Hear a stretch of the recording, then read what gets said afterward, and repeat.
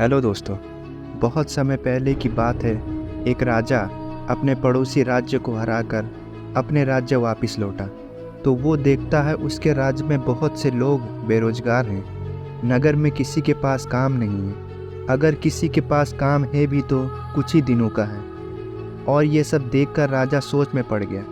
फिर राजा अपने मंत्री को बुलाता है और मंत्री से पूछता है, ये सब कैसे हुआ? जब मैं युद्ध में गया था तब तक तो सब ठीक चल रहा था। ऐसा क्या हुआ जिससे लोग बेरोजगार हो गए? मंत्री कहता है, महाराज, उस समय ऐसा काम चल रहा था जिससे लोगों को रोजगार मिल रहा था।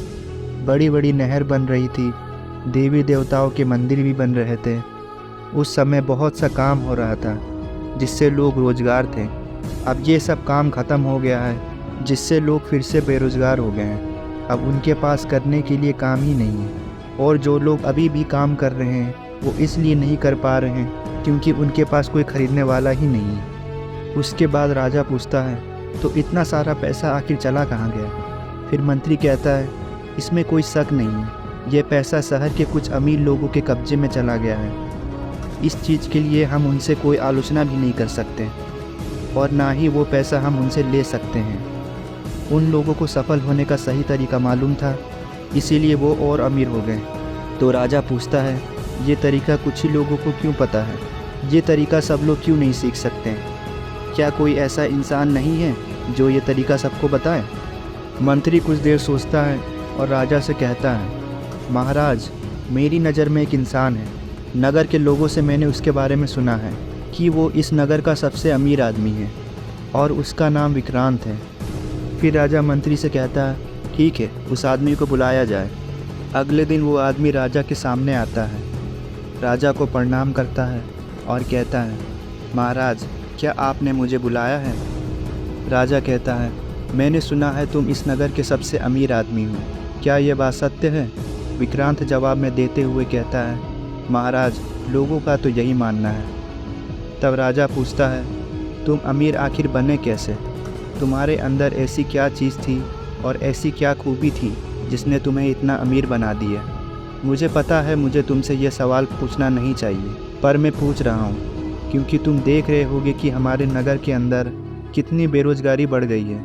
किसी के पास करने के लिए कुछ काम नहीं है और जो खुद का व्यापार भी कर रहे हैं वो भी कुछ नहीं कमा पा रहे हैं क्योंकि लोगों के पास पैसा नहीं है उनका सामान खरीदने के लिए। इसीलिए मैं सोच रहा हूँ तुम लोगों को कुछ सुझाव दो, कुछ बताओ जिससे ये नगर फिर से सबसे अमीर नगर बन जाए।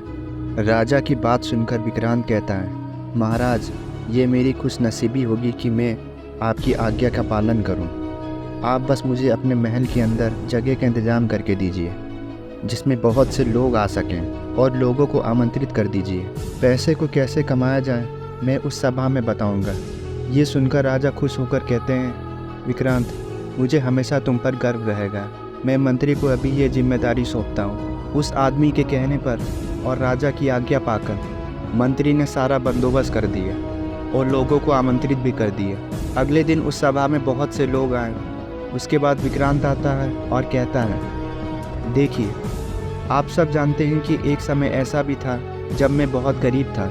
खाने को न मेरे पास अच्छा खाना था, ना ही पहनने को अच्छा कपड़ा था, पर मेरे अंदर मेरी किस्मत को बदलने का एक जुनून सवार था। इसीलिए मैंने अपने खाली जेब को भरने का तरीका ढूंढना शुरू किया और उन तरीक़ों को इस्तेमाल किया। जो तरीका पैसे कमाने में सफल रहा मैंने उसको अपनाया और आगे वही करता रहा। वही सफल तरीका मैं रोज़ आप लोग को एक एक करके बताऊंगा। तो आज हम पहले तरीके के बारे में जान लेते हैं, जो है अपने बटुए को मोटा करना। मुझे बताइए, आप लोग काम क्या करते हैं? और वहाँ बैठे एक लोग के ऊपर इशारा करते हुए कहा, जी हाँ, आप बताइए, आप काम क्या करते हैं? उसने कहा, मैं खेती करता हूँ। फिर उसने दूसरे आदमी के ऊपर इशारा करते हुए पूछा, तुम क्या करते हो? उसने कहा, जी मैं कसाई हूँ। ऐसे ही एक एक करते विक्रांत ने सबका काम जान लिया। फिर विक्रांत कहता है, देखो, सब लोग अलग अलग काम करते हैं, यानी कि पैसे कमाने के बहुत सारे जरिए हैं। तो तुम्हारा ये कर्तव्य नहीं बनता कि जो तुम काम कर रहे हो तुम उसको सही तरीके से इस्तेमाल करो। फिर विक्रांत एक आदमी के पास गया जो अंडे का व्यापारी था और उससे पूछा, मुझे आपसे एक सवाल पूछना है। अगर आप रोज़ एक बर्तन में 10 अंडे डालते हैं और रोज़ शाम तक 9 अंडे इस्तेमाल करते हैं, तो क्या आप मुझे बता सकते हैं ऐसा कुछ समय के बाद क्या होगा? वो आदमी कहता है, अगर ऐसा करेंगे तो कुछ समय के बाद वो बर्तन भर जाएगा। विक्रांत ने पूछा, तो बताओ ऐसा क्यों होगा? उस आदमी ने कहा, क्योंकि रोज़ जितना मैं अंडे डालता हूँ उससे कम निकालता हूँ, इसीलिए वो बर्तन भर जाएगी। विक्रांत ने कहा, यही तुम्हारा पहला तरीका है। अगर तुमको अमीर बनना है तो तुमको वो करने की ज़रूरत है जो इस अंडे वाले ने बताया। मतलब अगर तुम अपने बटुए में रोज़ 10 रुपये डालते हो तो तुम पूरी कोशिश करो कि तुम उसमें से जो भी पैसे निकालो वो पैसे पूरे के पूरे न निकाल कर कम निकालो।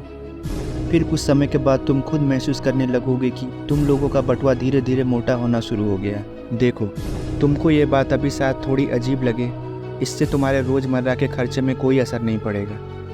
बस तुमको अपनी इच्छाओं से ज़्यादा अपनी ज़रूरत पर खर्च करना है। जब तुम 10% बचाना शुरू कर दोगे तब तुम खुद महसूस करने लगोगे कि धीरे धीरे तुम अमीर होते जाओगे। आज तुम लोग घर जाकर अच्छे से सोच विचार करना। अगर तुम्हारे मन में इससे जुड़ा कोई भी सवाल है तो तुम मुझसे पूछ सकते हो। कल हम दूसरे तरीके को समझेंगे। फिर अगले दिन उसी जगह सब लोग इकट्ठा हो जाते हैं दूसरा तरीका जानने के लिए, जो था अपने खर्चों पर नियंत्रण करना। तब एक आदमी अपनी जगह से खड़ा होता है और विक्रांत से पूछता है, मुझे एक बात जानना है।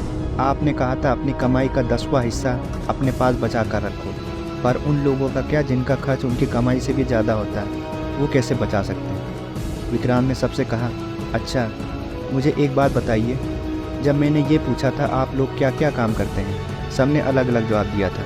पर जब मैंने आप लोग से ये पूछा था कि क्या आप लोग का बटुआ खाली है, तो सबने हाँ में उत्तर दिया था। जबकि आप सबको पता है इंसान यहाँ एक जैसा नहीं कमाता, कोई कम कमाता है तो कोई ज़्यादा कमाता है, लेकिन सबका पैसा एक साथ ख़त्म इसलिए होता है क्योंकि जितना हम लोग कमाते हैं उतना ही हमारा खर्च भी बढ़ जाता है। और ऐसा करते करते हम अपनी ज़रूरत से ज़्यादा अपनी इच्छाओं पे खर्च करते चले जाते हैं। वह इच्छाएँ जिन पर खर्च ना भी किया जाए तब भी काम चल सकता है, तब भी हम वो इच्छाएँ पूरी करते हैं। और वो कब हमारी आदत बन जाता है हमें खुद पता नहीं चलता। हमें खुद को ये आदत से बचा कर रखना है।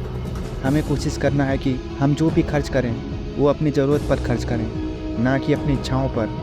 और तुम खुद फ़र्क पाओगे, तुम्हारे बटुए में पैसा इकट्ठा होने लगेगा। विक्रांत की ये बातें सुनकर एक आदमी खड़ा होता है और कहता है, मैं आपकी ये बातों से बिल्कुल सहमत नहीं हूँ। हम सब आज़ाद हैं और हम जिस चीज़ का चाहें उस चीज़ का मज़ा ले सकते हैं, जो कि हमारा अधिकार भी है। और आप ये ज़रूरत की चीज़ें के बारे में बात कर हमारा ये अधिकार छीनने की कोशिश कर रहे हैं। माफ़ कीजिए, मैं इस बात का विरोध करता हूँ। विक्रांत ने कहा, अच्छा मुझे एक बात बताओ, अगर तुम रेगिस्तान के रास्ते से किसी दूर के सफ़र के लिए जा रहे हो तो तुम क्या करोगे, ताकि तुमको आगे चल के उस सफ़र को पूरा करने में कोई मुश्किल ना हो? क्या तुम सोना, चांदी, हीरे जवाहरात लेकर जाओगे या फिर खाना और ढेर सारा पानी लेकर जाओगे? उस इंसान ने जवाब देते हुए कहा, बेशक मैं खाना और ढेर सारा पानी लेकर जाऊंगा। तब विक्रांत ने कहा, क्यों खाना और पानी लेकर जाओगे तुम? तब उस इंसान ने कहा, क्योंकि खाना और पानी मेरी ज़रूरत है और ये सफ़र में मेरे ज़रूर काम आएगा। तब विक्रांत ने कहा, अच्छा तुमको इच्छा और ज़रूरत के बीच फ़र्क समझ में आ गया? फिर उस आदमी ने कहा, मैं समझ गया, अब से मैं अपनी इच्छाओं से ज़्यादा अपनी ज़रूरत पे खर्च करूँगा। विक्रांत ने कहा, तो आज का सभा मैं यहीं ख़त्म करना चाहता हूँ। अगले दिन मैं आपको अपने बटुए को भारी करने का तीसरा तरीका बताऊँगा।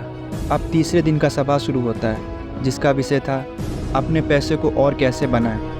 विक्रांत कहता है, देखो मैंने आपको ये तो सिखा दिया पैसे बचाना कैसे है, लेकिन आज मैं तुम्हें ये बताऊंगा तुम्हें इन बचे हुए पैसे को बढ़ाना कैसे है। मैंने जब अपना पहला व्यापार करने का शुरुआत किया था मैं बहुत नुकसान कर बैठा था।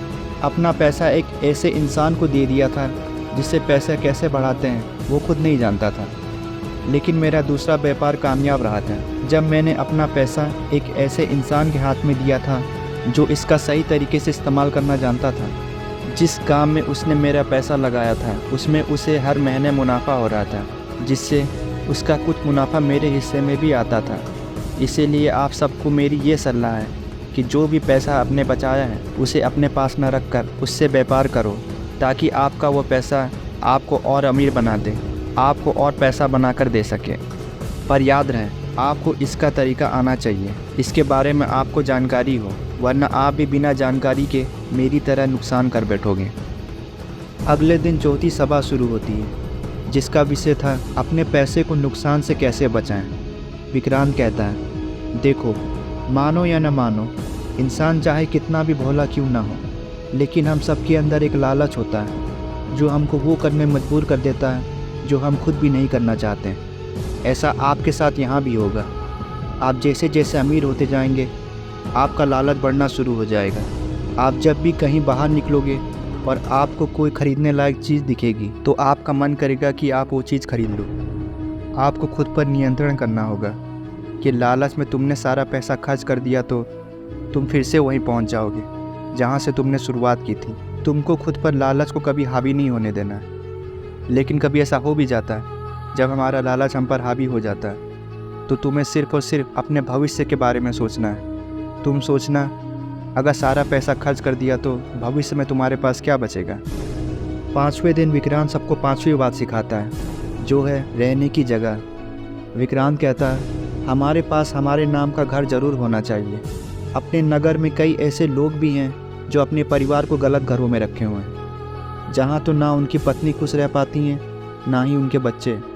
पर इन सभी परेशानी के बावजूद भी उनको उस जगह का हर महीने किराया देना पड़ता है। इस तरीके के माहौल में अगर तुम अपने परिवार को परवरिश करोगे तो ऐसा तुम्हारा परिवार कभी खुश नहीं रह पाएगा। इसीलिए मेरी 5वीं सलाह यही है कि आपको पैसा लोन पर भी लेना पड़े तो आप लोग सबसे पहले अपने आप के लिए खुद का घर खरीदो, और जैसे तुम अपने मकान का किराया देते हो वैसे ही उसका लोन भी चुका दो, जहाँ पर आप भी खुश रहोगे और आपका परिवार भी। धीरे धीरे जब आपका लोन चुकता हो जाएगा तो आपका वो घर पूरी तरह से आपके नाम पर हो जाएगा। और अब 6वें दिन की सभा शुरू होती है, जिसका विषय था अपने बुढ़ापे और अपने परिवार का सुरक्षा के लिए अभी से इंतज़ाम करो। विक्रांत कहता है, मैं एक इंसान को जानता हूँ जिसने मुझे ये बताया था कि उसने पूरा 8 साल तक 2 चांदी के सिक्के एक कर्ज वाले के पास जमा करवाता रहा, और फिर जब वो 8 साल बाद वापस लिया तो वो ये देख बहुत खुश हो गया था, क्योंकि इतने सालों में जमा किया हुआ पैसा 1/4 से बढ़ गया था। 2400 चांदी के सिक्के हो गए थे। तब मैंने उसको और समझाते हुए कहा, अगर तुम उनको वापस न लेकर ऐसे ही बढ़ने देते तो 4 साल बाद वो कर्ज वाला तुमको 4100 सिक्के लौटाता, और ये तुम्हारी ज़िंदगी भर काम आते हैं। इस बात के बारे में आपको ये बताना चाहता हूँ कि देखो, ये बात हम सब पर लागू होती है कि इंसान का शरीर हमेशा एक जैसा नहीं होता। एक समय ऐसा ज़रूर आता है उसका शरीर में ताकत कम होने लगती है, और धीरे धीरे उम्र के साथ वो और भी कम होती जाती है। इसीलिए तुम कमाए गए पैसों से जब और अमीर बन जाओ तो तुम उसमें से कुछ पैसा अपने उम्र के लिए भी बचाना शुरू कर दो। जहाँ तुम्हारा शरीर कोई काम करना बंद कर दे और एक उम्र के बाद तुम्हारा शरीर कोई काम करने लायक ही न बचे, तब तुम घर बैठे उसका इस्तेमाल कर सकते हो, क्योंकि ये चीज़ तुम्हारे बुढ़ापे के साथ तुम्हारे परिवार के भी काम आएंगी। अब अगले और आखिरी तरीके के बारे में विक्रांत बताते हुए कहता है कि हमें अपने काम करने की क्षमता को बढ़ाना चाहिए। विक्रांत कहता है, आज मैं पैसों के बारे में नहीं, आपके बारे में बताना चाहूँगा। अब तक जितने बातें मैंने आपको बताई हैं, मुझे पता है उन बातों पर कुछ ही लोग अमल कर पाएंगे, और बाकी के लोग 7 दिनों के अंदर इन बातों को मनोरंजन समझकर भूल जाएंगे। पर जो लोग अपने मन के अंदर ठान लेंगे कि नहीं, अब ऐसा नहीं करेंगे, अब मैं गरीब बनकर ज़िंदगी नहीं जीऊँगा, मैं पूरी कोशिश करूँगा और एक दिन अपने आप को अमीर बनकर दिखाऊँगा, तो इस तरीके के लोग अपने लक्ष्य को जल्दी पूरा कर पाएंगे। इसीलिए जितनी भी बातें मैंने आप सभी को बताई हैं, उन सभी बातों का तभी फ़ायदा हो पाएगा जब आपका अपने लक्ष्य को पूरा करने का एक मजबूत इरादा होगा। तो बताओ, कौन कौन इनमें से अमीर बनने का पक्का इरादा रखता है? तो इस पर जितने भी वहाँ पर लोग थे उन सभी ने अपने हाथ खड़े कर दिए, और जैसे जैसे दिन बीतता गया वैसे वैसे वहाँ के लोग इन रास्तों पर चलकर अमीर बनते चले गए, और वो नगर एक बार फिर से अमीरों वाला नगर बन गया। तो दोस्तों, आशा करता हूँ आपने इस वीडियो से कुछ ना कुछ ज़रूर सीखा होगा। इन 7 तरीकों में से आपको कौन सा तरीका अच्छा लगा, आप कमेंट में ज़रूर बताएं, और हमारे इस साई इंद्र चैनल को सब्सक्राइब जरूर कीजिएगा। मैं आपसे मिलता हूँ अपने अगली वीडियो में। तब तक के लिए मैं आपसे विदा लेना चाहूँगा। धन्यवाद।